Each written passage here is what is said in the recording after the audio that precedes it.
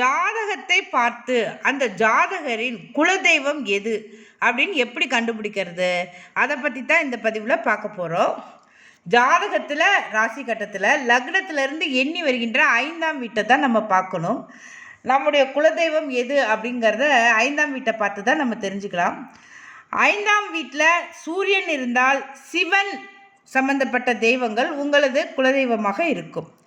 5ஆம் வீட்டில் சந்திரன் இருந்தால் அம்பாள் சம்பந்தப்பட்ட தெய்வங்கள், அதாவது ரிலேட்டடாக வேறு வேறு பேரில் இருப்பாங்கள்ல அம்பாள், அந்த தெய்வத்தில் ஏதாவது ஒன்று உங்கள் குலதெய்வமாக இருக்கும். 5ஆம் இடத்தில் செவ்வாய் நின்றால் முருகன் உங்களது குலதெய்வமாக இருக்கும். அதை ரிலேட் பண்ணிக்கணும் நம்ம.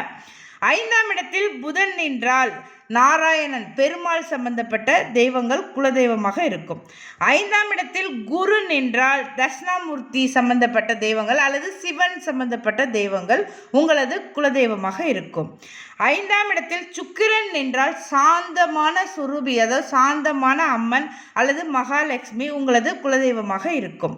5ஆம் இடத்தில் சனி நின்றால் முனீஸ்வரன், இருளன், பெரியசாமி, கருப்பசாமி, ஐயனார், அந்த மாதிரி துடியான தெய்வங்கள், காவல் தெய்வங்கள் ஏதாவது ஒன்று உங்களது குலதெய்வமாக இருக்கும். 5ஆம் இடத்தில் ராகு நின்றால் துர்க்கை அல்லது கருமாரி, அது ரிலேட்டடாக அந்த சம்பந்தப்பட்ட அம்மன் அதில் ஏதாவது ஒன்று உங்களோடது குலதெய்வமாக இருக்கும்.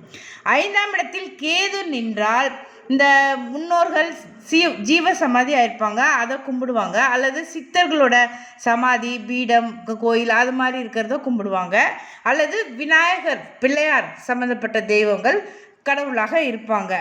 கேது நிற்கும் பொழுது அவங்களுக்கு அந்த மாதிரி விநாயகர் சம்மந்தப்பட்டவர்களோ அல்லது சித்தர்கள் சம்மந்தப்பட்ட சமாதியோ குலதெய்வமாக இருக்கும்.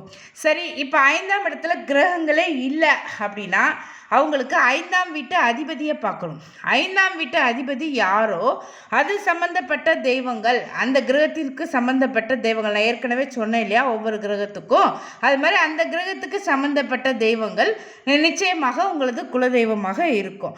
இதை நம்ம ரிலேட் பண்ணி பார்த்து தெரிஞ்சுக்கலாம். ஒன்றுக்கு மேற்பட்ட கிரகங்கள் இருக்குது அப்படின்னா நம்ம சாமி கும்பிடுறோம், அதாவது குலதெய்வ கோயிலில் நம்ம சாமி கும்பிடுற கோவிலில் அந்த சிலைகள் எல்லாமே இருக்கும். அந்த எத்தனை கிரகங்கள் அங்கே இருக்கோ அத்தனை தெய்வங்கள் நம்ம கோவிலில் இருக்கும் அப்படிங்கிறத புரிஞ்சுக்கலாம்.